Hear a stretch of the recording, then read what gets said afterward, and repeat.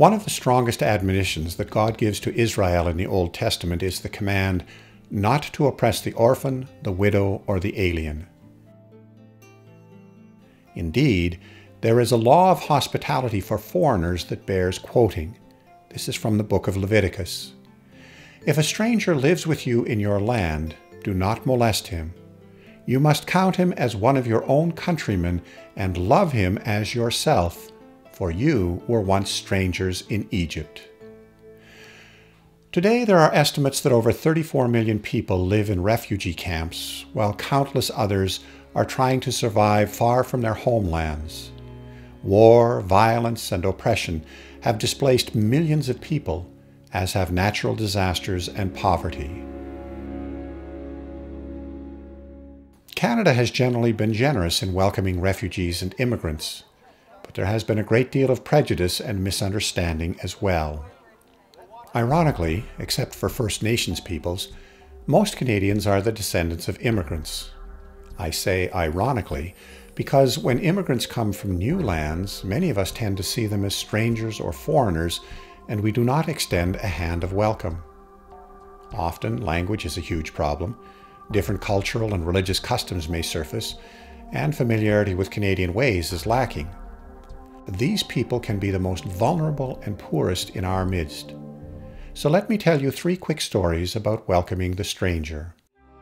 The first is the story of Joseph and Mary fleeing to Egypt with the baby Jesus. If Egypt had not welcomed them in some way, then we might not have had a Savior. The Holy Family received hospitality and, I am sure, learned in turn to be hospitable. Second, part of the Exodus tradition that Jewish people continue to celebrate today at the Passover is remembrance of being in exile. St. Peter, in his own letter, writes that we Christians are actually, quotes, aliens and foreigners in our world, for our true home is heaven. And Jesus himself was very conscious of the presence of foreigners in his midst. Recall the one leper who returned to give thanks. It seems that no one has come back to give praise to God except this foreigner, says Jesus. Or think of Jesus' astonishment at the Roman centurion who asked Jesus to heal his servant. Nowhere in Israel have I found faith like this. To Jesus, strangers or foreigners, all Gentiles, are not aliens or enemies or in the wrong place. They are opportunities to learn and share the good news of God's love for them.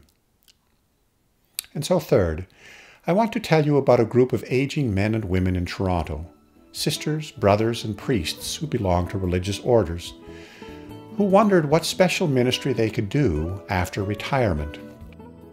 One of the most obvious needs that these elderly religious recognized was the distress felt by new immigrants as they tried to adjust to a new country, a new language, dire poverty, and the need to find work in order to survive. Now, no one religious order could handle this problem, so 19 different groups pooled their resources. These mostly retired sisters, brothers, and priests established a ministry called Becoming Neighbors to help new immigrants find their way in Canada. Those religious who were elderly, often in infirmaries or unable to get out at all, volunteered to pray daily for immigrants assigned to them. That may not sound like much until you ask the immigrants what it means to have somebody care enough to pray for them. It is like a constant gift of hope. The other religious who remain more active are partnered with families or individuals and provide day-to-day help in learning the realities of Canadian living. Think for a moment what it must be like to try and get a driver's license, to find an English course, to get settled in an apartment when you have no furniture, to negotiate with immigration or court authorities about your visa, to get your children into school, to connect with a doctor, to understand even how to shop in Canada. You will perhaps begin to understand why life can seem overwhelming for an immigrant. However, to have a partner whom you can call, who will go with you to teach you about shopping, who will accompany you to your immigration hearings, who will teach you about winter clothing. Well, I hope you can see why this is such an amazing program. It is not about giving immigrants money, although many religious are very generous in finding needed items for families.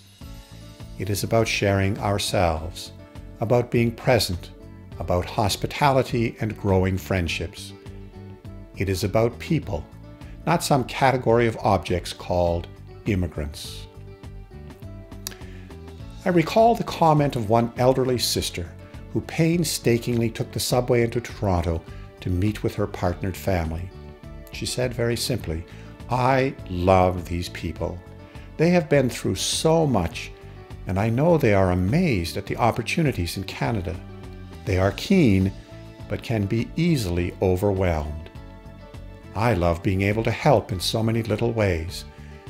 But to tell the truth, I receive more from them than I could ever give. I welcomed some strangers, and I have found Christ in them."